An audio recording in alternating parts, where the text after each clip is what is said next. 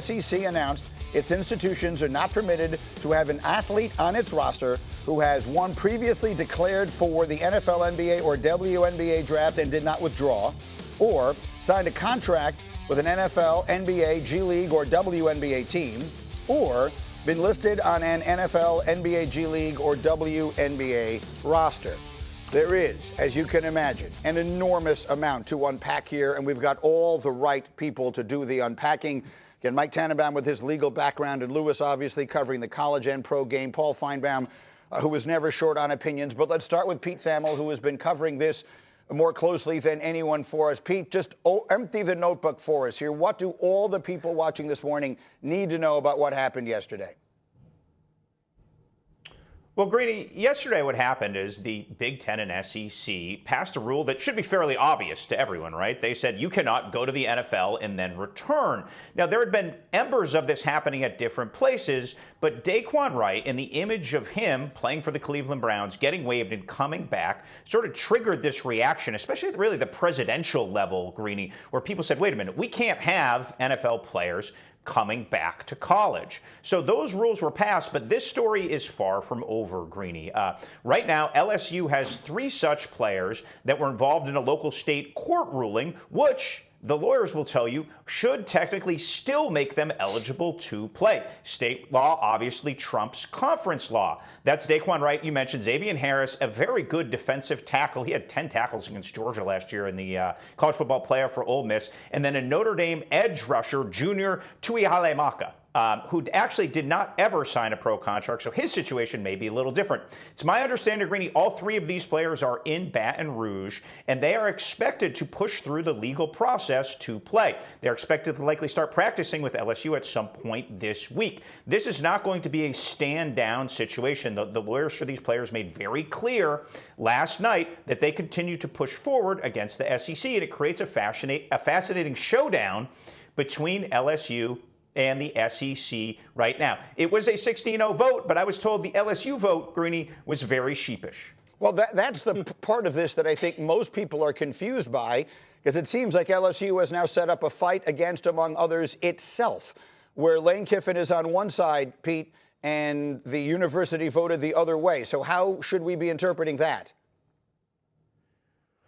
We should be interpreting that by virtually every conference vote in the history of conference votes, Greeny, has been a unanimous vote. So I think there was some peer pressure in the room to do that. Monday, they had to pre-Zoom the SEC presidents before the actual meeting. That's just how hot burner this topic was. And in that, LSU President Wade Rouse made very clear where LSU stood, and they plan to push forward for the eligibility of these players. And again, we had the Charles Bediako situation in Alabama basketball in February. And the one thing that was very clear from calling the SEC and the NCAA during that case was, if a state court makes this law, you cannot trump it. Now, there's ways we saw in the Big 12, and we can get into this later with Mike T and everybody, where you can go above the state court and perhaps give yourself the authority to enforce your own rules. But what the Bediako situation taught us was it was 15-1 in the room against Alabama. No one thought Charles Bediako should be eligible. He'd gone, he'd played in the G League, etc.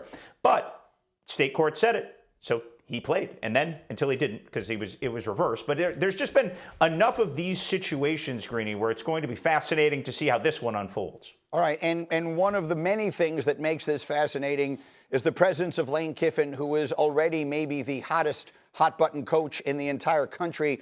Paul, pick up the story from there. I'm dying to hear your first blush takes on all of this and the coach. Well, Greeny, the most complex thing is what Pete alluded to, the president of LSU. Now, the president was hired by the governor of the state. I'm not going too deep into the weeds, but give me 1 second. The governor of Louisiana, Jeff Landry, has hired all of these people.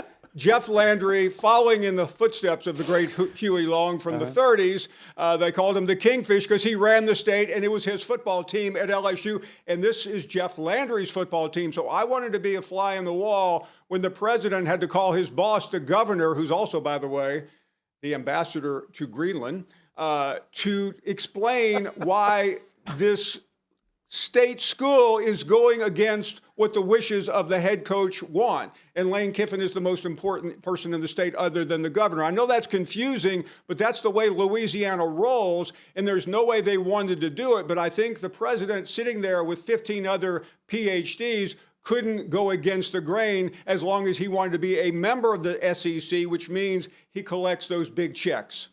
Lane Kiffin was in the middle of last year's big controversy, Paul, when he left Mississippi and he had to go before the playoff and all the rest of that. Now he finds himself in the middle of this one here. How does he, at least as of now, and there are a lot of machinations, as you point out, still to come, how does he come out of this looking as of right this moment?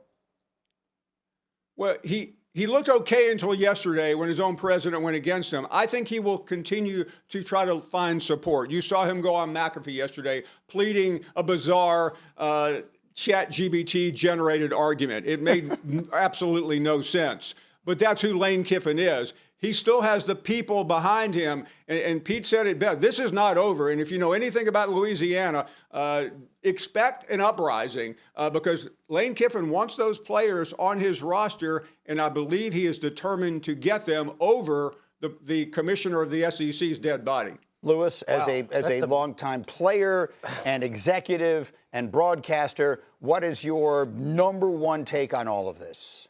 Look, obviously the lines between what are amateurs and professionals has totally been blurred here. So, I mean, the whole notion of you don't want professional football players playing in collegiate athletics. Look, I get it from an idealistic standpoint, but those lines have been blurred. I don't know how you can ever really wind up drawing a hard line anymore, considering the kind of income and earning powers that college football really has as far as the individual players in college basketball, for that matter. For me, this is really about having 18 and 19-year-olds compete against guys who are 24 and 25-year-olds, and with the disparity in terms of athletic development and how that really becomes something that is not what intercollegiate athletics was intended to be about. So look, I understand Daquan Wright, I believe, is 23. Xavier Harris is 23. So these guys aren't 25, 26-year-old, 6- and 7-year college football veterans.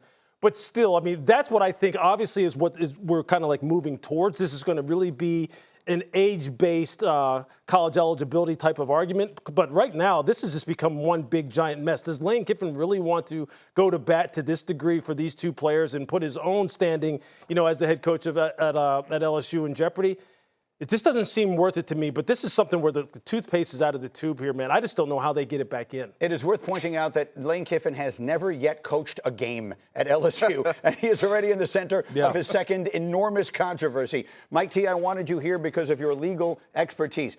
Looking at it from the perspective of a lawyer, how do you see this thing? Yeah, ironically, I got my law degree in Louisiana, so I think I'm eligible for this conversation. Look, I think Daquan Wright goes back to that state district court and says, hey, I relied on what was this offer from LSU, which, by the way, I totally agree with what the SEC and the Big Ten did yesterday. I think what they did was right and sensible. With that said, there's going to be a detrimental reliance argument made by these players that, look, I left the Browns, and this ruling of age eligibility makes me eligible, and I should have a right to play this year. And then on the other side of the argument, they're going to say, sure you can. Go to the FCS. Go to the other conferences that allow you to play. So this is far from over, and you saw a lot of things last night about Daquan Wright's lawyer talking about being in court as early as today. So it does get very messy. And then at some point, does Daquan Wright turn back to the NFL and say, you know what, I don't want to deal with this anymore. Maybe I try to make some teams practice squad, and we go from there. It's just so funny, like this argument about what exactly is a professional and what isn't a professional anymore. The traditional definition doesn't apply anymore. Right. It doesn't apply. Like professionals typically, earn money. That is their job. Exactly. Right. You can't make that argument anymore. I understand the age-based, eligibility rules. That's what makes sense. That's what needs to be enforced because that gives some certain teams an unfair competitive advantage over others. I shouldn't say unfair. It gives them a competitive advantage over others, and we know that. But what is a professional and what isn't? I don't think we're ever going to be able to have that ideally the way we want it to anymore. All right, I have to leave this here for the moment. I am challenging our producer, whose name is Eric, that in our next hour, we need literally 30 minutes on this. Because, I mean, this group we haven't even scratched the surface of the things that we can say. And so let's just, whatever it is we were otherwise planning on doing, let's make sure that we spend plenty of time on this. Paul, stay close by. Pete, stay close by.